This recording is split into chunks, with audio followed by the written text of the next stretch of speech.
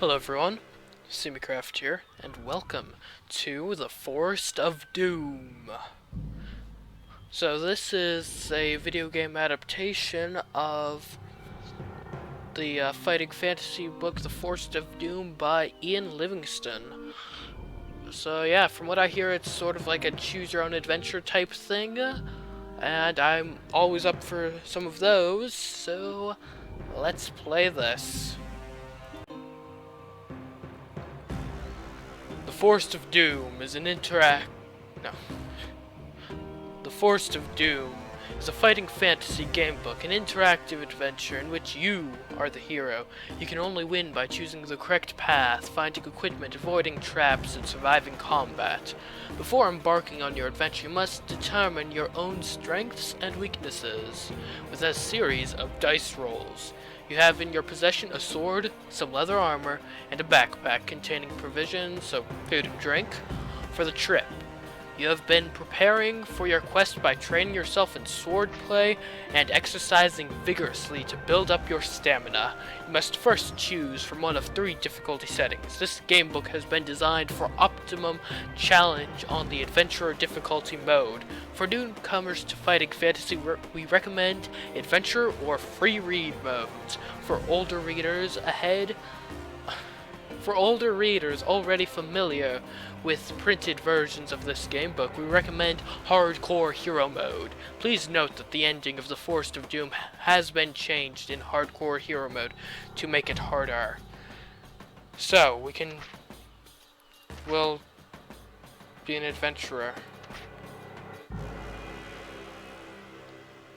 Okay, so adventure is play the Forest of Doom exactly how Ian Livingston designed it. Very little has been changed from the printed version. Your starting stamina is calculated, but definitely not doing hardcore, and you don't want to watch you play free read. We choose adventurer. You have chosen the Adventurer difficulty mode. Before continuing, you must calculate your initial stamina. Your stamina score reflects your general constitution, your will to survive, and your determination and overall fitness. The higher your stamina score, the longer you will be able to survive. You must roll 2 dice and add 12 to the number rolled. This is then entered in the stamina box on your adventurer sheet. Stamina will go up and down during your journey, but if your stamina falls to 0, you die, and your adventure is over. If your stamina is getting low, remember to eat some of your provisions. Roll the starting stamina. Let's go. Okay, 9, that gets us up to 21. That's pretty good, 21 with the max being 24, that's good. Next, determine your skill. Your skill reflects your swordsmanship and general fighting expertise. The higher the better. Your starting skill is determined by rolling 1 die and adding 6 the number. This is then entered into the skill box on your adventure sheet. Roll your starting skill. 4. Okay, we have a skill of 10. Not bad. Next, determine your luck. Your luck score indicates how naturally lucky a person you are. Luck and magic are facts of life in the fantasy kingdom you are about to explore. Your starting luck is determined by rolling 1 die, adding 6 the number. This is then entered in the luck box on your adventure sheet. Roll your starting luck. Okay, so we're fairly tough, fairly skilled, and ridiculously unlucky. Hopefully we can get through this despite our bad luck. Next, you must choose a potion to take with you. In addition to your other starting equipment, you may take 1 bottle of a magical potion, which will aid you on your quest. You may choose to take a bottle of any of the following. A potion of skill restores skill points. A potion of strength restores stamina points. A potion of fortune restores luck points and adds 1 to initial luck. These potions may be taken at any time during your adventure, except when engaged in battle. Taking a measure of potion will restore skill, stamina, or luck scores to their initial level, and the potion of fortune will add 1 point to your initial luck score before luck is restored. Each potion contains enough for 1 measure, so remember to use it wisely. I feel like having a full health reset would probably be the most useful. We will take the potion of strength. Once you have selected a potion, then you may begin. May the luck of the gods go with you on the adventure ahead. Let's begin. You are an adventurer, a sword for hire, and have been roaming the northern borderlands of your kingdom, having always spurned the dullness of village life. You now wander the lands in search of wealth and danger. Despite the long walks and rough outdoor life, you are content with your unknown destiny. The world holds no fears for you, as you are a skillful warrior, well practiced in the art of slaying evil men and beasts with your trusty sword. Not once during the last 10 days since entering the northern borderlands have you set eyes upon another person. This does not worry you at all, as you are happy with your own company and enjoy the slow, sunny days, hunting, eating, and sleeping. It is evening, and having feasted on a dinner of rabbit spit roasted on an open fire, you settle down to sleep beneath your sheepskin blankets. There's a full moon, and the light sparkles on the blade of your broadsword, skewered into the ground by your side. You gaze at it, wondering when you will next have to wipe the blood of some vile creature from its sharp edge. These are strange lands inhabited by weird and loathsome beasts, goblins, trolls, and even dragons. As the flame of your campfire gently dies, you begin to drift asleep, and images of screaming, green-faced trolls flicker through your mind. Suddenly, in the bushes to your left, you hear the loud crack of a twig breaking under a clumsy foot. You leap up and grab your sword from the ground. You stand motionless but alert, ready to pounce on your unseen adversary. Then you hear a groan, followed by the dull thud of a body falling to the ground. Is it a trap? Slowly, you walk over to the bush where the noise is coming from, and carefully pull back the branches. You look down to see a little old man with a great bushy beard, his face contorted with pain.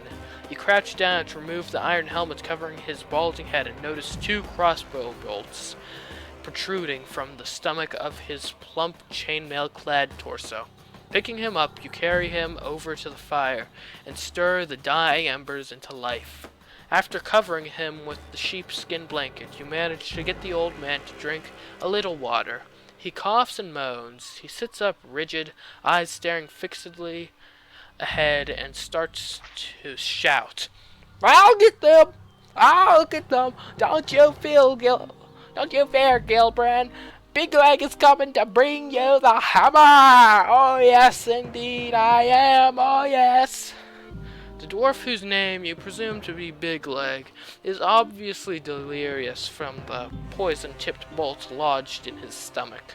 You watch as he slumps down again to the ground, then whisper his name in his ear. His eyes stare unblinkingly at you as he again starts to shout. "Ambush! Look out! Ambush! Ah, the hammer! Take the hammer to Gilbrand! Save the dwarves!" His eyes half close, and the pain seems to ease a little, and as the delirium subsides, he speaks to you again in a low whisper. "Help us, friend. Take the hammer to Gilbrand. Only the hammer will unite our people against the trolls. We were on our way to Darkwood in search of the hammer, ambushed by the little people, others killed. The map in my pouch will take you to the home of Yaztromo, the master mage of these parts. He has great magics for sale to protect you against the creatures of Darkwood. Take my gold, I beg you, to find the hammer and take it to Gillibrand, my lord of Stonebridge. You will be well rewarded. Big Leg opens his mouth to start another sentence, but nothing comes out, except his last dying breath. You sit down and ponder Big Leg's words. Who is Gillibrand? Who is Yaztromo? What is all the fuss about the dwarvish hammer? You reach over to the still body of Big Leg and remove the pouch from the leather belt around his waist. Inside you find 30 gold pieces and a map. Jingling the coins in your hand, you think of the possible rewards which may await you just for returning a hammer to a village of dwarves. You decide to try and find the hammer in Darkwood Forest. It's been a few weeks since your last good battle, and what is more, you are likely to be well paid for this one. With your mind made up, you settle down to sleep, having taken back the sheepskin blanket from the poor Big Leg. In the morning, you bury the old dwarf and gather up your possessions. You examine the map, look up to the sun, and find your bearings. Whistling merrily, you head off south at a good pace, eager to meet this man, Yaztromo, and see what he has to offer. Your walk to Yaztromo's takes a little over half a day, and you arrive at his stone tower, dirty and hungry. As the tower is set back on the edges of dark wood, some 50 meters from the path you have been following, it's difficult to find. Finally, you walk up to the huge oak door, somewhat relieved to find that it does exist, and that Big Leg had not been speaking wildly in his delirium. A large brass bell and gong hang from the stone archways. As you ring the bell, a shiver runs down your spine, and you realize that the loud bong invades a deep silence which you had not noticed before. There are no sounds of birds or animals to be heard. You wait anxiously at the door and hear slow footsteps descending the stairs from the tower above. A small wooden slot in the door slides open, and 2 eyes appear and examine you. "Well, who are you?" demands a grumpy voice through the hole. You answer that you are an adventurer in search of the master mage Yaztromo, intending to purchase magical items from him to combat the creatures of Darkwood Forest. "Oh, well, in that case, if you are interested in buying some of my merchandise, you had better come in. I am Yaztromo." He then turns and slowly climbs the stone stairs. Will you follow him up the stairs, or draw your sword and attack him? Drawing my sword and attacking him does not seem wise. I will follow him up the stairs. Turn to 261. You follow the huffing and puffing old man in his tattered robes up the spiral staircase to a large room at the top of the tower. Shelves, cupboards, and cabinets line the walls, all filled with bottles, jars, weapons, armor, and all manner of strange artifacts. Yaztromo shuffles past the general clutter and slumps down in an old oak chair. He reaches into his top pocket and pulls out a fragile pair of gold-rimmed spectacles. Placing these on his nose, he picks up a piece of slate and chalk from a table next to his chair, and begins to write frantically. He then hands you the slate. So this is where I'm going to make some purchases. And so each of these items here, from what I understand, could be useful at some point in my journey. I have 30 gold to spend on all of these, so what shall we get? I already have a potion of healing, so I think I'm good. So, potion of plant control. Plants, the thing is, we're in a forest. Plants will be everywhere, so you'll never know when you might actually need a potion of plant control. I think I'll get that. A potion that allows the Emperor to control plants with their mind, yeah. Potion of stillness, that seems good for sneaking.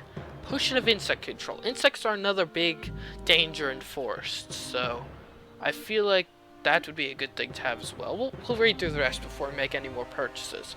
Potion of anti-poison. That's definitely good. Poison is not a good thing to have. Holy water. Ring of light. That could be good for lighting stuff. Boots of leaping. A rope of climbing. Net of entanglement. Armband of strength. Glove of missile dexterity. Rod of water finding. Garlic buds. Headband of concentration. Fire capsules and nose filters. Okay, so of these, I think I'll get the Potion of Stillness, the Potion of Insect Control, and the Potion of Anti-Poison. Those all seem really good. Ropes are just... So we have 21 more gold. Ropes are generally a good thing to have. So I'll have the rope. Okay, nets, also good. Armband of strength, you never know when something heavy might be in your way. Rod of water finding. Water is essential to supporting life, so the ability to find it is invaluable. 10 gold left. We could probably buy another item. I want to keep at least some golds in case we need it. So Potion of Healing, we already have one of those. Unless this is something else, but I doubt it. Holy Water. A Ring of Light. Boots of Leaping. Gloves of what does that even mean in this context? Missile Dexterity. Purple Slick Gloves that helps the wearer throw accurately. That could actually be really good, considering how we only have a sword. We don't have a ranged weapon. So the ability to throw something accurately could really get us out of a scrape. We'll get this. And so that leaves us with 8 gold going into the adventure. I like that. Okay, so Yaztromo tells us that all the instructions for use are written clearly on the labels attached to the items together with their suggested use. He sighs and tells you that unfortunately, magic in the items only works once, but they are the best you can buy for the money. Yaztromo then asks you the reason for the purchase of the items, and you tell him your story and your decision to continue the quest of the luckless Big Leg. Ah yes, Yaztromo says, slowly rubbing his chin. I heard that the good dwarves of Stonebridge had lost their fabled warhammer. Without it, their king is unable to arouse his people, despite the fact that the hill trolls threaten his village. Rumor has it that an envious king of another village of dwarves sent an eagle to Stonebridge to steal the hammer, which it managed to do, but as it flew over Darkwood, it was attacked by Deathhawks, and the hammer dropped into the forest and was lost. Apparently, 2 forest goblins found the hammer, but could not decide who was to keep it. They wrestled for hours, but gave up. Then they discovered that the handle unscrewed from the head, and the argument was settled. One kept the head, the other kept the handle. Then they parted, each happy with his new treasure. Who knows if they still have them? So I'm afraid your problems are doubled. I can tell you that the head is made of bronze, and the handle is made of polished ebony. Both head and handle have the letters G inscribed on them. Your task is not easy. Good luck. You thank Yaztromo and leave the room by the spiral staircase. Alright, I think we're going into the Darkwood now. Outside, in the bright light, you notice the dead quietness again.